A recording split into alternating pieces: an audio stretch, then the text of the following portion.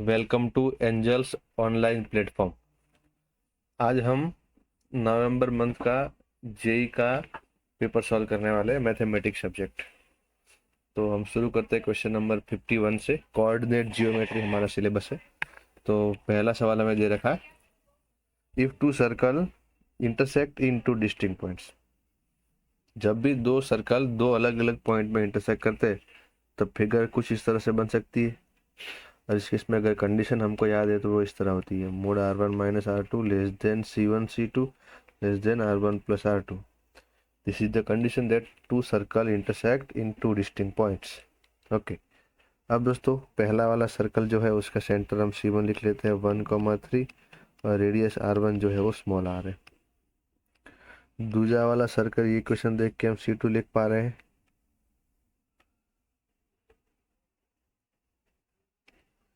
Centre होगा 4,-1 और radius R2 will be under root g² plus f² minus c। ये बन गया 3।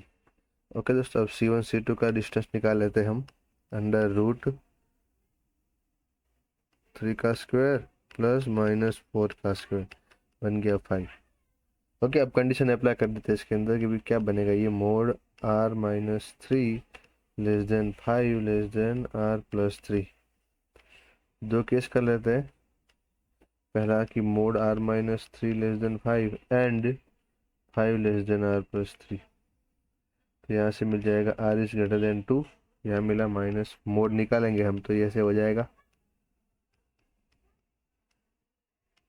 ओके, ये दोनों एंड है ना, मतलब ये दोनों इक्वेशन एक साथ कंडीशन फुलफिल होनी चाहिए। मतलब ये दोनों रेस्ट्रिक्शन को अगर हम कंबाइन करें तो हमें मिल जाएगा 2 less than r less than 8। ये -2 से 8 है, यहाँ r ग्रेटर देन 2 है। दोनों का कंबाइन इंटरसेक्ट करेंगे, कॉमन पोर्शन लेंगे तो वो 2 से 8 यानी कि 51 में हमारा अहमदाबाद आंसर सही हो जाएगा। ओके दोस्तों, आगे बढ़ते हैं क्वेश्चन नंबर 52। सर्कल का भी यही भी सवाल है। Number of common tangents to the circles. Okay, दो सर्कल के कॉमन टेंजेंट्स पता करने हैं। तो वो भी हमारा इसी के ऊपर डिपेंडेंट है, C1 C2 और R1 R2। ये चीज़ फाइंड करनी पड़ेगी हमको, ठीक है। तो सबसे पहले सर्कल का सेंटर C1 हो गया, 6 का आधा 3 और 4। रेडियस R1 निकाल दे रहे हैं हम। तो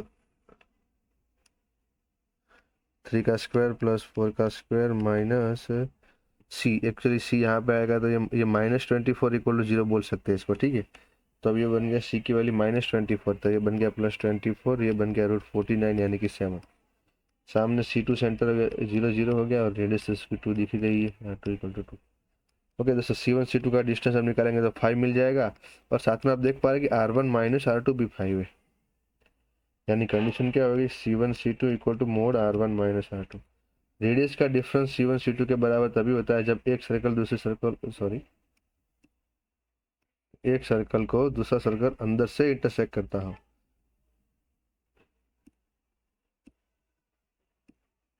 ओके, तो इस केस में हमारा नंबर ऑफ टेंजेंट होता है दोस्तों 1। तो एक कॉमन टेंजेंट हमारा यहाँ आंसर रहेगा ऑप्शन नंबर बॉम्बे। ओके दोस्तों, आगे बढ़ते हैं क्वेश्चन नंबर 53 पे। Angle between two tangents from the origin to the circle. Origin यहाँ पे है हमारा ओ। यहाँ से सर्कल के ऊपर दो टेंजेंट बनाए थे, एक टेंजेंट ऊपर बना दिया, एक टेंजेंट बना दिया नीचे।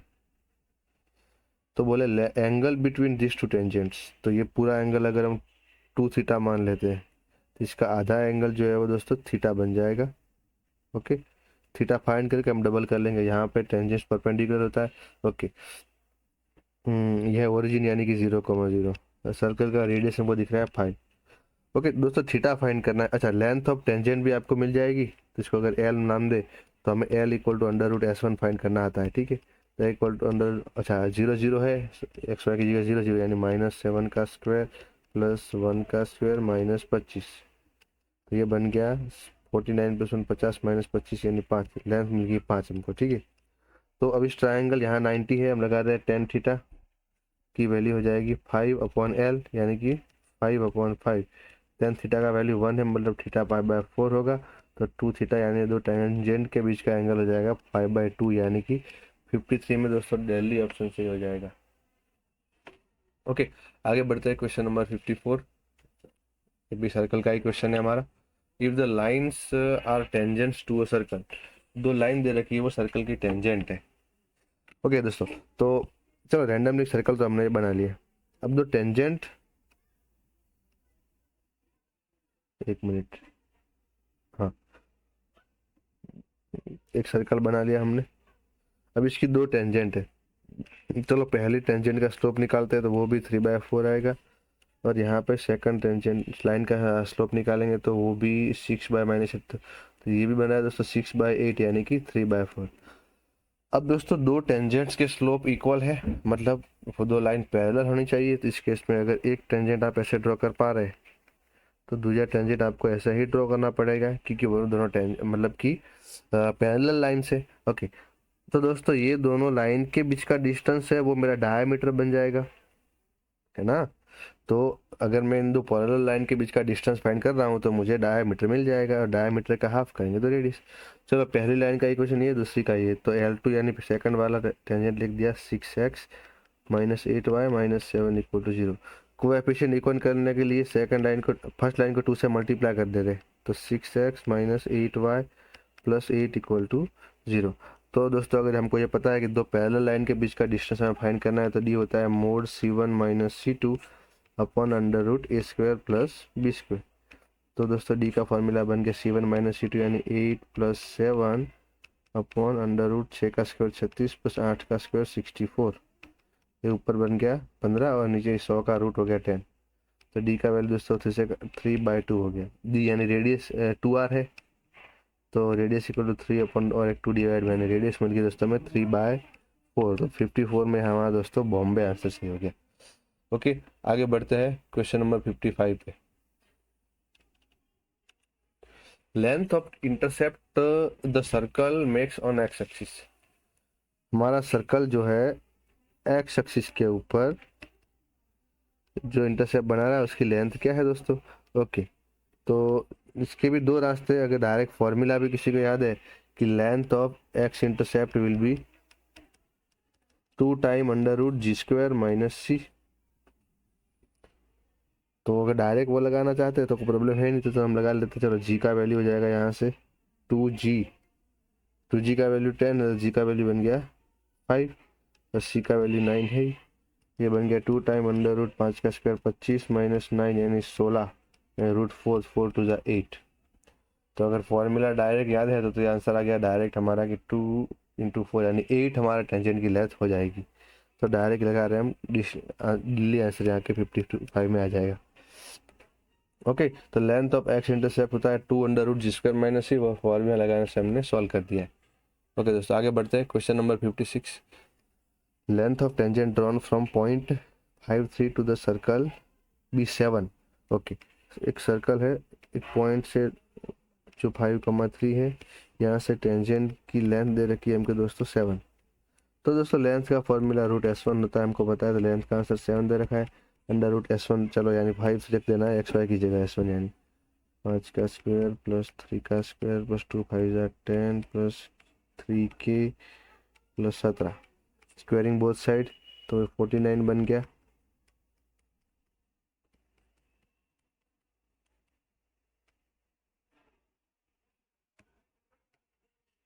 ओके दोस्तों, साथ में यहाँ पे ये 10 और 17 हो गए 27 + 3k।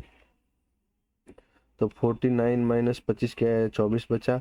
27 और 9 इधर -36 हो गया = 3k। ये बन गया -12 = 3k। तो 3 4 जा -4 = k। k की वजह दोस्तों में -4 यानी कि 56 में हमारा बॉम्बे आंसर सही हो जाएगा। आगे बढ़ते दोस्तों क्वेश्चन नंबर 57। क्या दे रखा है हमको, the line will be a tangent to the circle. Okay, एक लाइन सर्कल का टेंजेंट बन सकती है अगर ये सर्कल का सेंटर 0 0 है। तो आपके पास फॉर्मूला भी है c² = r² 1 + m²। और अगर सर्कल का सेंटर 0 0 नहीं है तो आपको पता होना चाहिए कि सर्कल के सेंटर, अगर यहाँ पे 0 0 है, रेडियस a है, तो सेंटर से इस लाइन का जो डिस्टेंस है दोस्तों, वो डिस्टेंस जो है वो रेडियस के बराबर होना चाहिए। तो ये एक मेथड भी है। दूसरा आपके पास फॉर्मूला c² = r² 1 + m²। जो भी आपको कन्वीनियंट लगे लगा सकते हैं। चलो हम D equal to R put करें, ठीक है। चलो डिस्टेंस यानी ओरिजिन से लाइन का डिस्टेंस होता है mod N upon under root L square plus M square equal to radius हो गई ए, स्क्वायरिंग कर ले बोथ साइड दोस्तों, तो एन स्क्वायर, एक minute, N square equal to A square और नीचे वाला रूट यहाँ पे आएगा तो L square plus M square और रूट निकल जाएगा। तो एकदम बेसिक सी कंडीशन आ गई है, n square equal to A square bracket में l square plus M square, यानी कि 57 और बॉम्बे आंसर यहाँ पे हमारा आ जाएगा। नेक्स्ट क्वेश्चन है इक्वेशन ऑफ डायरेक्ट सर्कल। बहुत ही इजी कंसेप्ट है दोस्तों। जब भी हम डायरेक्ट सर्कल फाइंड करना होता है तो अगर रेडियस आर है तो डायरेक्ट सर्कल की रेडियस आर डैश जो है रूट टू टाइम आर हो जाएगी। तो यहाँ पे हमारे सर्कल की रेडियस स्मॉल ए है तो डायरेक्ट सर्कल की रेडियस रूट टू ए, तो x square plus Y square equal to root two a का स्क्वायर, तो ये x square plus Y square equal to A square बन गया। तो ऑप्शन देखा जाए तो चेन्नई आ गया ना यहाँ से आंसर हमारा। ये रूट टू का भी स्क्वायर होता है वो इन्होंने दिया, इसलिए बॉम्बे आंसर नहीं है। तो 58 में हमें हमारा चेन्नई आंसर आ गया। आगे बढ़ते question number 59। Equation of the circle passing through the vertices of the quadrilateral व साइड्स आर दिस ओके। एक सर्कल जो है फिर से बना रहे,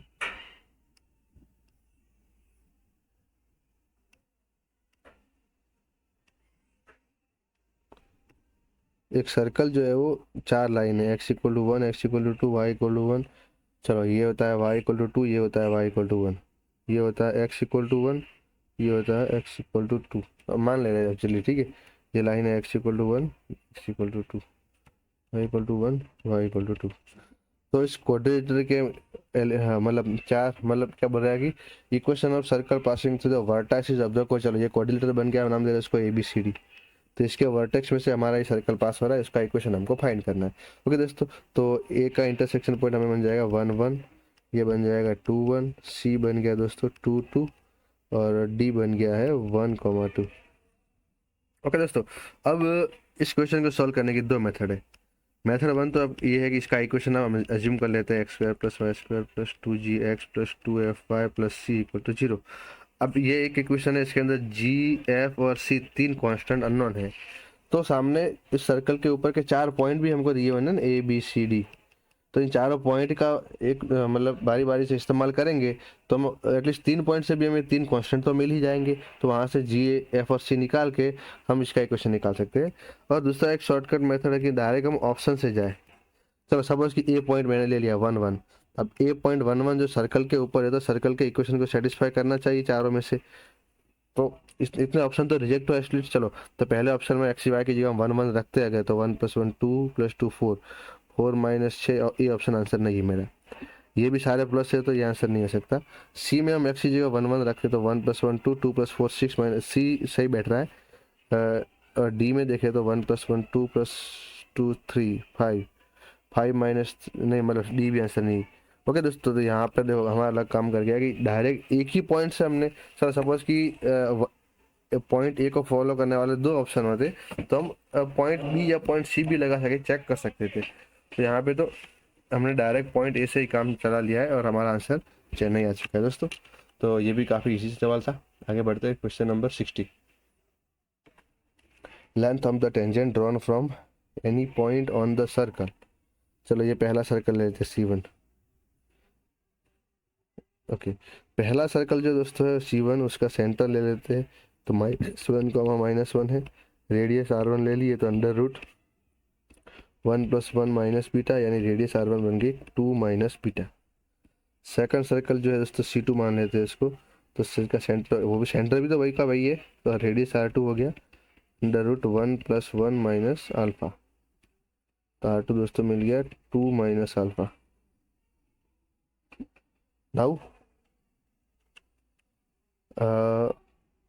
ये दोनों सर्कल्स का फिगर हम पहले बना देते हैं। तो दोस्तों दोनों का सेंटर एक जैसा है, तो मे भी रेडियस बड़ी या छोटी हो सकती है, ये 2 - भी है, ठीक है। तो हम दो सर्कल बनाने की कोशिश कर रहे हैं जिनका सेंटर एक ही है। तो सपोज ये पहला सर्कल बन गया और बाहर एक ये दूसरा सर्कल बन गया। ऐसा मानना है कि इनकी, एक मिनट दोस्तों,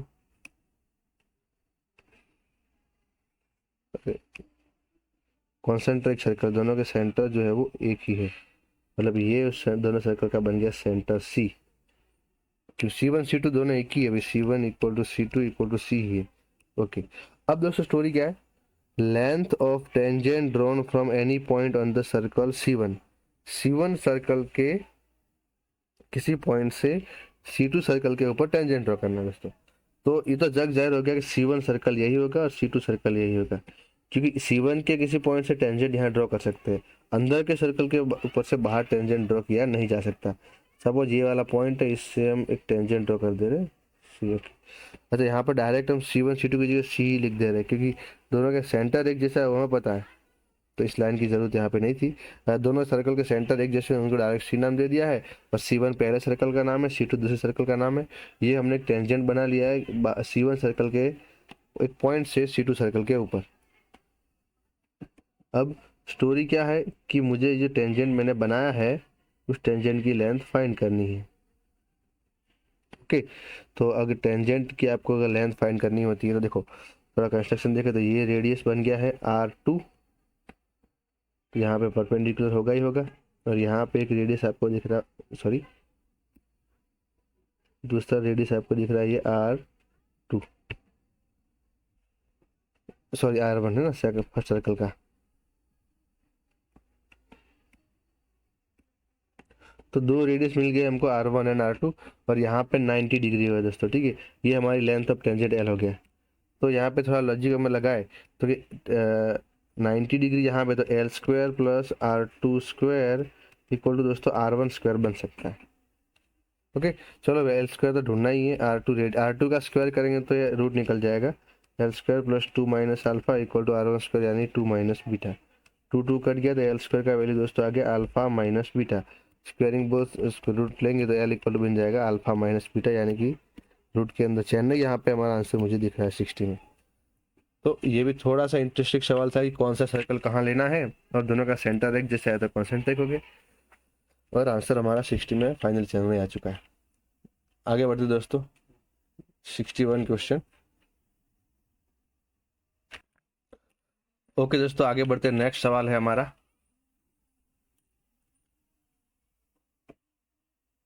61। Circle passing through 1 - 2 and touching the x axis at 3,0। Circle ये पॉइंट हो गया दोस्तों फोर्थ क्वाड्रेंट का, एक्स पॉजिटिव वाई नेगेटिव, और एक्स एक्सिस को टच कर रहा है, मतलब सर्कल दोस्तों कुछ इस तरह से होगा, और यहाँ से एक्स एक्सिस को टच करता हुआ निकलता होगा।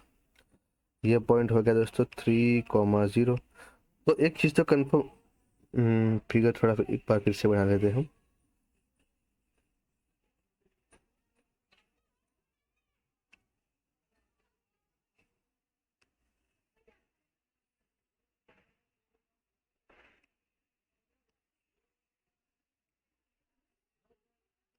ठीक है दोस्तों, और हमने ये बना लिया है हमारा एक्स एक्सिस।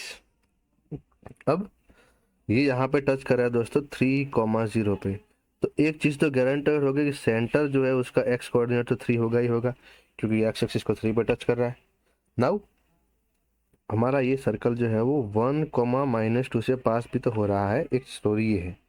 और दूसरा दोस्तों आपको याद रखना चाहिए कि जब भी सर्कल एक्स एक्सिस को टच करता है तो रेडियस इक्वल टू सेंटर का वाई कोऑर्डिनेट। तो हम अज्यूम कर ले रहे हैं सेंटर का वाई कोऑर्डिनेट के है, तो इसका रेडियस आपको दोस्तों मिल जाएगा मोड के। ओके, अब सेंटर 3 के और एक पॉइंट है सर्कल का 1 - 2, उनके बीच का डिस्टेंस यानी रेडियस मोड के हो गई, तो लगा रहे डिस्टेंस फॉर्मूला दोनों के अंदर, तो मोड के² इक्वल टू बन रहा है 1 - 3 का स्क्वायर, या तो उल्टा पॉइंट लिखते 3 - 1 का स्क्वायर प्लस ये +2 का स्क्वायर, ये के² बन गया, 3 - 1 2 का स्क्वायर 4 हो गया। यहाँ फॉर्मूला लगा लेते हैं,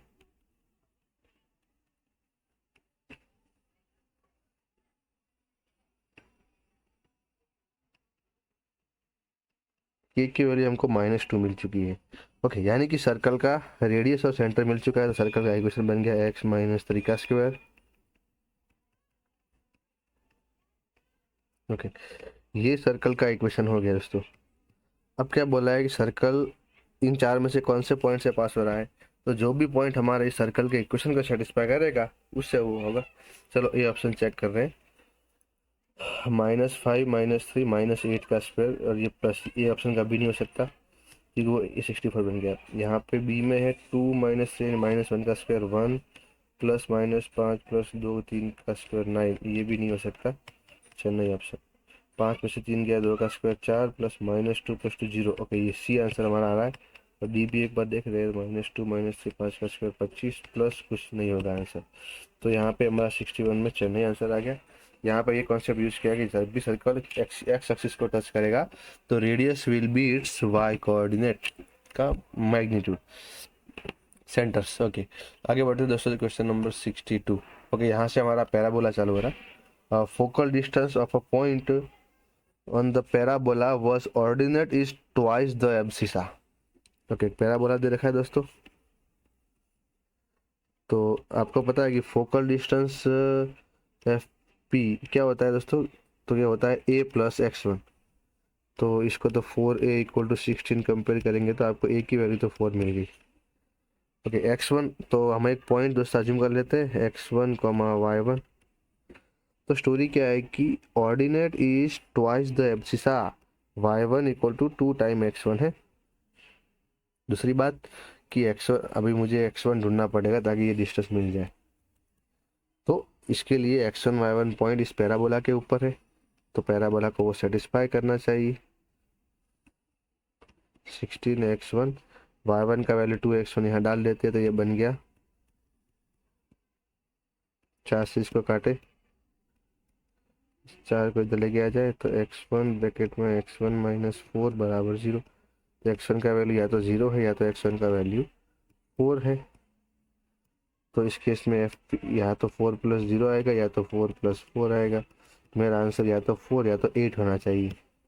तो ऑप्शन चेक करने जाए तो 8 आंसर अवेलेबल है, तो आंसर बॉम्बे आ गया। ठीक है, तो इसका focal distance a + x1 formula याद है, तो वहाँ से हमें 4 8 दो आंसर मिल गए जिसमें से 8 ऑप्शन में अवेलेबल है। आगे बढ़ते हैं दोस्तों, question number 63। Equation of the parabola with its vertex at 1 1। Okay दोस्तों, इसका वर्टेक्स दोस्तों 1 1 पे है और फोकस 3 1 पे। तो दोस्तों एक बात देख पा रहे हैं कि ये 3 1 एग्जैक्टली कहाँ होगा?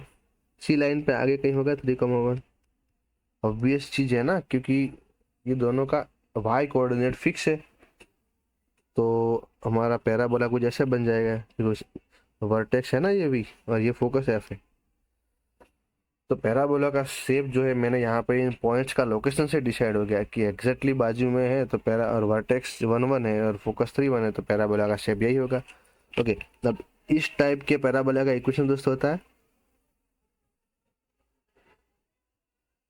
y - h का स्क्वायर = 4a ब्रैकेट में x, sorry y - k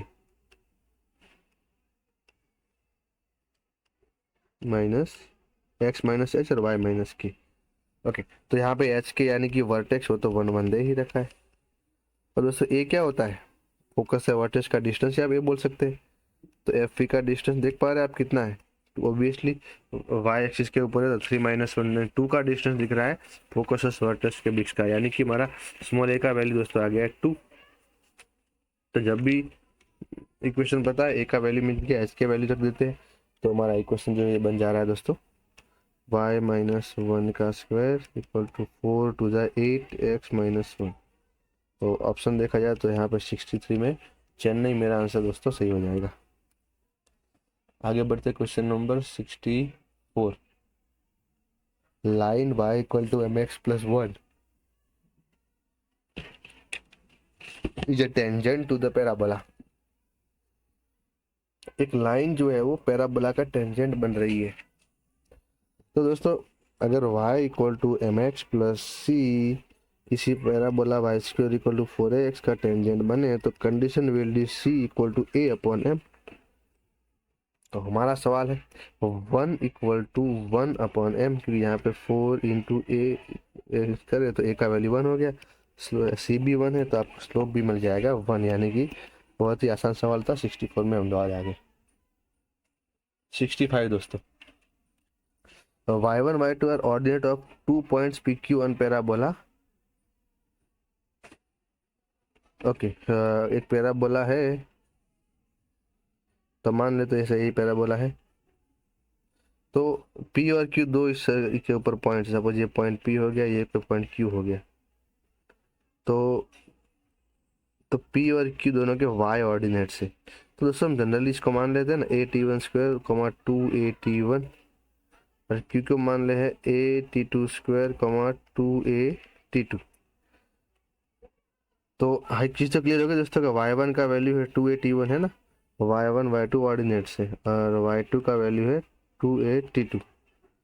y3 is the ordinate of the point of intersection of tangents. तो p और q के पास दोस्तों आपको बनाने हैं टेंजेंट्स।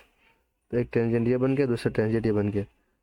तो दोस्तों अगर आपको पता है कि इन दोनों का इंटरसेक्शन पॉइंट होता है a t1 t2 comma a bracket में t1 प्लस t2, हमें तो कंपेयर करना है ऑर्डिनेट यानी y3। तो दोस्तों y3 का वैल्यू मिल रहा है a time t1 plus t2। अब ऑप्शंस कुछ ऐसे है कि y1 y2 y3 वगैरह AP या GP में है। तो दोस्तों एक चीज़ यहाँ दिख रहा है कि y1 प्लस y2 अपॉन 2 करते हैं अगर, तो 2a t1, 2a कॉमन निकाले, t1 plus t2 by 2 cut के हमें मिल जाएगा y3। तो y1 plus y2 equal to 2y3 होता है दोस्तों। तो y1 y3 और y2 इक्वल जो है वो AP में होते हैं ना, a plus c by 2 equal to 2b।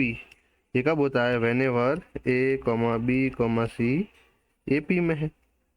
तो वही लॉजिक बन गया कि y1 y3 y2 AP में है। तो 65 में दोस्तों आंसर आ जाएगा बॉम्बे। आगे बढ़ते हैं, question number 66।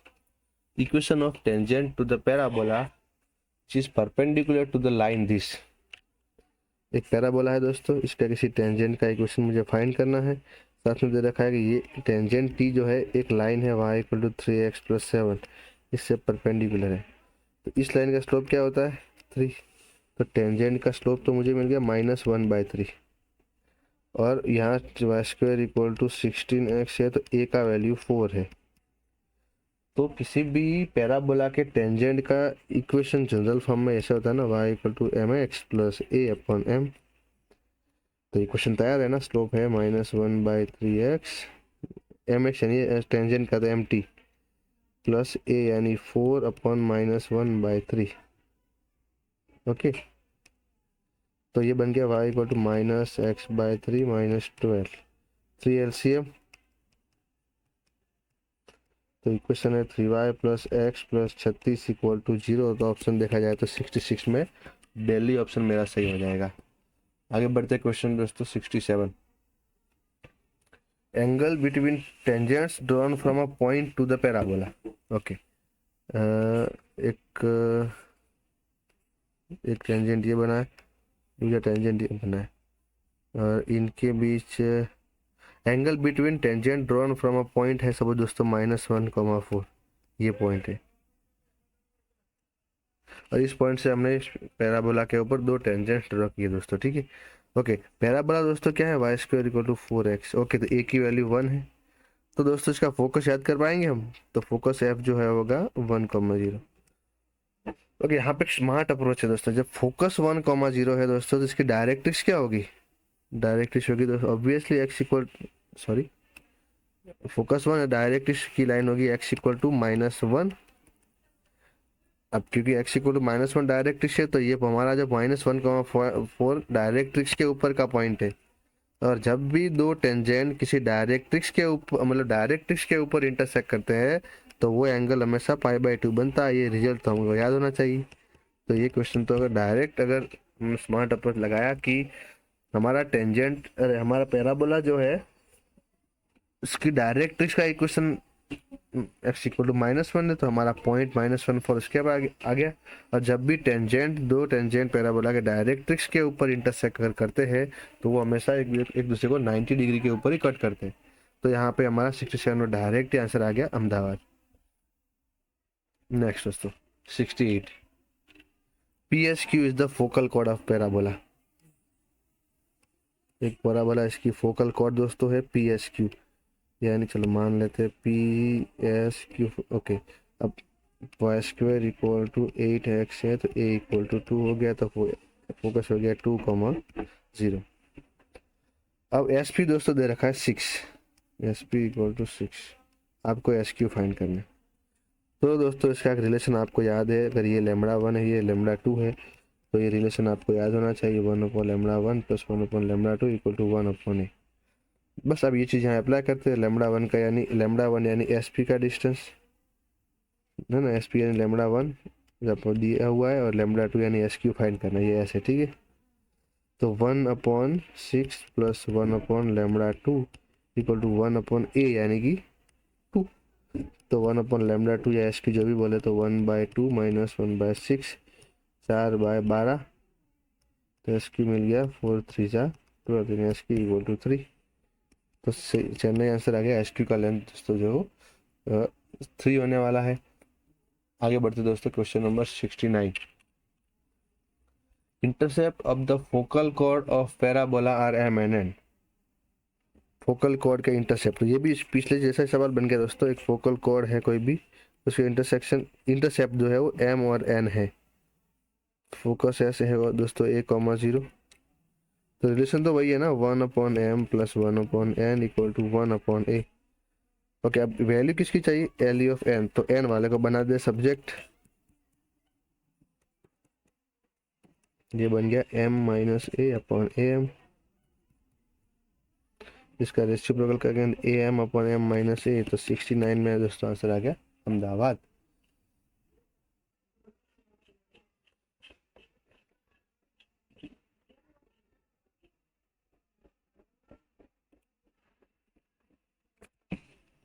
Next 70 question solve कर रहे हैं हम।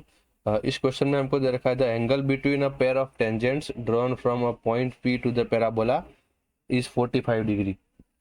मतलब दो टेंजेंट्स बनाए गए किसी पॉइंट पी से, और उनके बीच का एंगल 45 है, हमें पॉइंट पी फाइंड करना है। ओके, तो मतलब यहाँ कोई पॉइंट पी होना चाहिए, वहां से हमने दो टेंजेंट बनाए किसी पैराबोला के ऊपर। तो ये रैंडम फिगर है, या तो फिर ऐसा भी कर सकते हैं।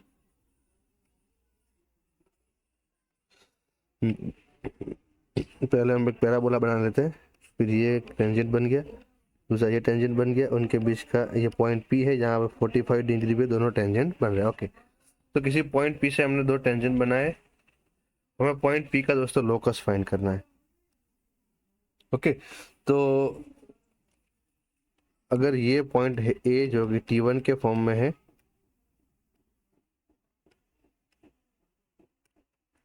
और ये दूसरा पॉइंट बी जहाँ पे पॉइंट ऑफ कांटेक्ट T2 के फॉर्म में है, तो पॉइंट पी के कोऑर्डिनेट्स अगर दोस्तों आपको याद है तो वो हम लिख सकते हैं ए T1 T2 comma A bracket में T1 प्लस T2।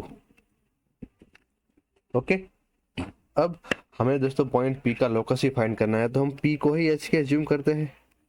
तो यहाँ से एच का वैल्यू मिल गया ए T1 T2, और के का वैल्यू मिल गया है ए T1 प्लस T2। अब किसी point A T1 B T2 से दो टेंजेंट्स अगर पास हो रहे हैं और उनके बीच का एंगल फाइंड करना है, तो हम टेन थीटा का फॉर्मूला डायरेक्ट लगा सकते हैं ना, कि T1 माइनस T2 अपन 1 प्लस T1 इंटू T2। अब क्योंकि थीटा 45 डिग्री है, तो टेन 45 का वैल्यू 1 हो गया, और एक बार के लिए हम T1 minus T2 upon 1 plus T1 into T2। Now अब हम कर रहे हैं एक्चुअली दूसरे यहाँ मोड है, तो यहाँ पे प्लस माइनस दो सॉल्यूशन आएंगे, तो पहले हम प्लस लेके सॉल्व कर रहे हैं केस 1।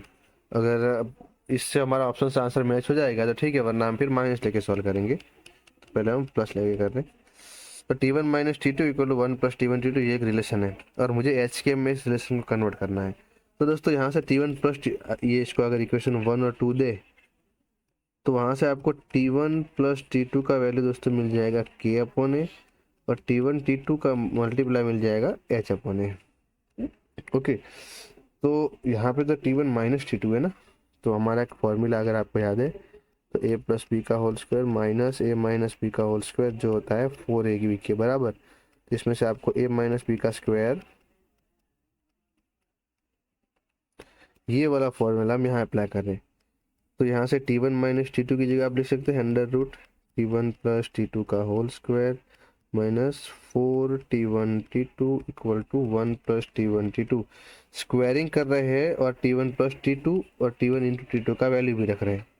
तो T1 प्लस T2 यानी के स्क्वायर अपॉन ए स्क्वायर।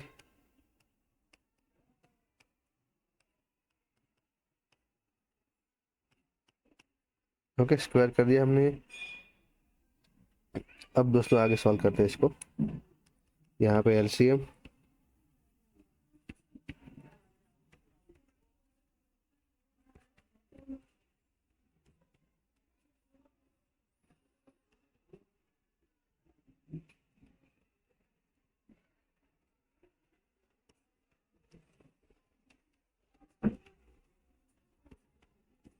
फिर से इस पर यहाँ से कट गया,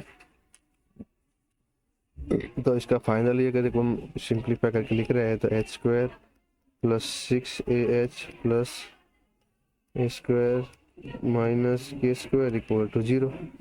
इसको परफेक्ट स्क्वायर बनाने की कोशिश करें तो ये बन जाएगा, इसका लास्ट टर्म होगा 9A स्क्वायर।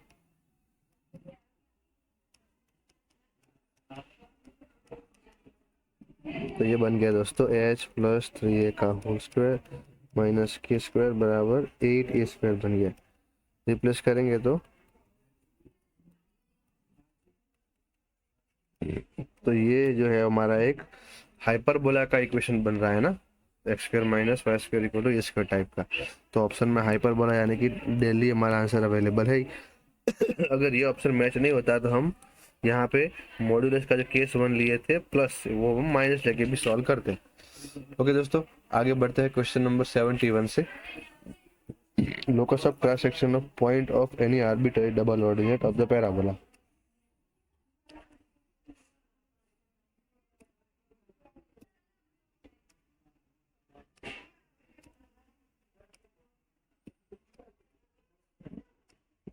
तो ये एक पैराबोला दे रखा है।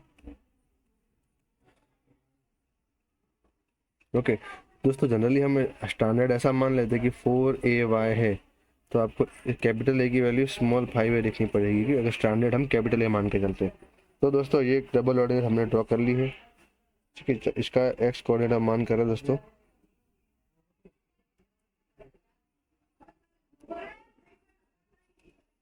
सपोज एम पॉइंट है तो दोस्तों ये बन जाएगा 280 80 स्क्वायर, सामने एन पॉइंट बन जाएगा माइनस 280 80 स्क्वायर। ऑब्वियस दो देखने जैसी बात है दोस्तों, माइनस 280 80 स्क्वायर और 280 80 स्क्वायर, क्योंकि ये एक वाई एक्सिस से पैरेलल लाइन है तो दोनों के वाई कोऑर्डिनेट भी दोस्तों फिक्स होने वाला है और x coordinate exactly opposite point है तो नेगेटिव साइन। अब हमको यहाँ से पी और क्यू ऐसे दो पॉइंट का लोकस फाइंड करना है जो मतलब ये इक्वल पार्ट हो। तो सपोज पहले हम पी की कैलकुलेशन करते हैं, पी का लोकस फाइंड करते हैं। अगर वो ऑप्शन से मैच नहीं हो रहा है तो हम क्यू का फाइंड करेंगे।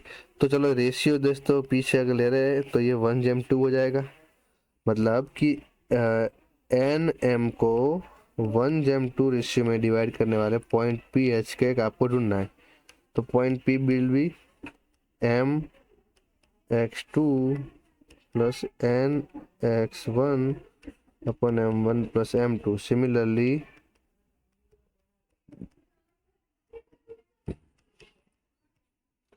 ये तो एच के बराबर है लेफ्ट साइड, तो ये ऊपर बन गया,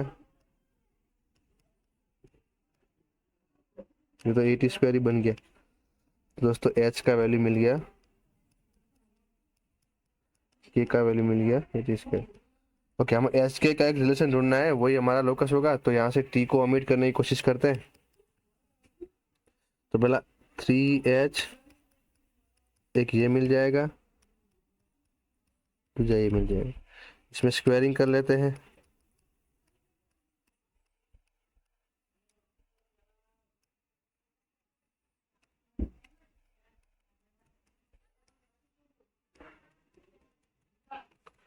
जी स्क्वायर कंपेयर कर दिया। ओके, यहाँ पे दोस्तों हम फिर से ये चीज एक चीज भूल चुके हैं कि ये चीज हमको लेनी थी। ओके, यहाँ पे एक्चुअली हमें ना ये जो कैलकुलेशन की दोस्तों वो x square equal to 4AY के लिए की है ना, ये कैलकुलेशन पूरी। जब हमारा क्वेश्चन है वहां पे इस ए की जगह दोस्तों 4A की जगह 20 यानी स्मॉल ए को हमें लास्ट आंसर में हम 5A से रिप्लेस करेंगे, तभी हमारा एक्चुअली हाँ ये कैलकुलेशन हमने इसके लिए कर लिए। ओके, तो कोई आगे बढ़ते, फाइनल आंसर आ गया 9h² = 4a² = k/a। तो 9h² = 4ak, एक a कट गया है। ओके, जैसे कि हमने पहले कहा था कि a की जगह हमें 5a रख देना है, तो ये बन गया 20ak। एच के को xy से रिप्लेस करेंगे, तो 9x² = 20ay, यानी कि ऑप्शन देखा जाए 9x² = 20ay, यानी कि 71 में दोस्तों हमारा चेन्नई आंसर यहाँ पे आ जाएगा। ओके, आगे बढ़ते हैं दोस्तों। नेक्स्ट 22, एलिप्स की दो फोकाई के बीच का डिस्टेंस फाइंड करना है। तो भाई इस एलिप्स को हम 848 से डिवाइड करेंगे तो मिल जाएगा।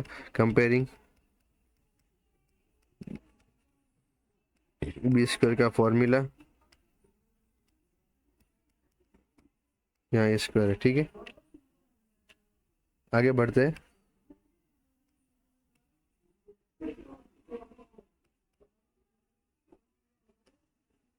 b² है 12, a² है 16, ये 1 - e² का वैल्यू मिल गया 1 - 12/16, ये बन गया 4/16, यानी e का वैल्यू 1/2 हो जाएगा।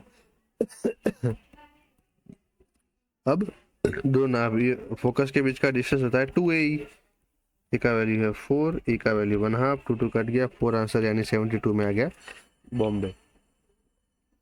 आगे बढ़ते 73 क्वेश्चन दोस्तों। सेंटर दे रखा है 0 0, सेंटर फोकस 0 0। ओके दोस्तों, फोकस 0 3 यानी वाई एक्सिस पे फोकस है, तो हमारा एलिप्स कुछ ऐसा होगा, फोकस वाई एक्सिस पे है, ठीक है। तो इक्वेशन अज्यूम कर ले, क्योंकि फोकस वाई एक्सिस पे है तो हम ऐसा अज्यूम करेंगे। तो फोकस यानी कि ए ई का वैल्यू 3 दे रखा है, सेमी मेजर एक्सिस 5 है, टोटल मेजर एक्सिस 2a होती है, तो सेमी यानी हाफ हो गया, ए का वैल्यू 5 मिल गया, ई का वैल्यू मिल गया 3/5। तो b² का फॉर्मूला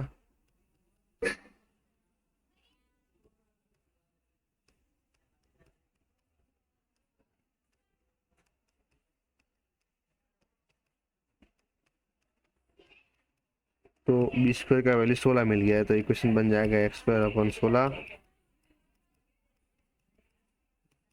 73 में दोस्तों अहमदाबाद आंसर आ चुका है। आगे बढ़ते दोस्तों, नेक्स्ट सवाल है हमारा 74, eccentricity of an ellipse be 5/8, E दे रखा है 5/8, डिस्टेंस बिटवीन टू फोका यानी 2ae का वैल्यू है 10, तो ई का वैल्यू यहाँ रखे फटाफट, तो हम 5 2 10 करके ए का वैल्यू 8 मिल चुका दोस्तों, ठीक है। तो लग गया, तो बी तो निकाल ही सकते हम, ठीक है। इस फॉर्मूला से हम सॉल्व कर लेंगे। तो हमको दोस्तों बी का वैल्यू मिल जाएगा 39। हाँ, एक काम करते हैं, हम निकाल ही लेते बी का वैल्यू यहाँ से। तो b² = बन गया a² यानी 64, 1 - 25/64, तो b² = 64, यह पे यहाँ ये 8² - 5²/8², ये समान लेते, ठीक है। तो 8 और 5 13, 8 में से 5 गया 3, ओके। तो b² का वैल्यू दोस्तों आ गया 39। मुझे फाइंड करना है लेटेस्ट रेक्टम, एल आ रहा होता है 2b²/a, 2 × 39/8, 2 से 8 को काटा 4, 39/4 यानी 74 में दोस्तों आ गया अहमदाबाद आंसर। आगे बढ़ते हैं क्वेश्चन 75, डायरेक्ट इसका इक्वेशन फाइंड करना है। पहले उसका रीसप्लिंग करते हैं, तो ये बन जाएगा x² / 25 + y² / 16 = 1। तो a का वैल्यू 5 है दोस्तों, b का वैल्यू 4 है। एसेंट्रिसिटी फाइंड कर लेते हैं पहले।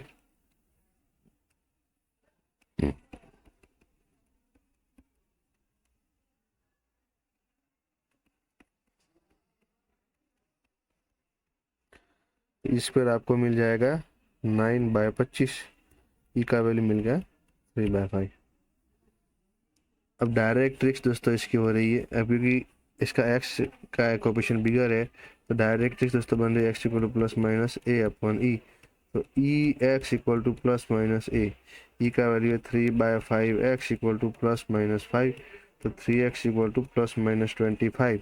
ऑप्शन देखा जाए तो 75 में अहमदाबाद आंसर हमारा सही बनेगा। ओके दोस्तों, यहाँ पे हमारा यह मेगा टेस्ट का सॉल्यूशन खत्म होता है। मिलते हैं, तब तक के लिए जय श्री कृष्ण।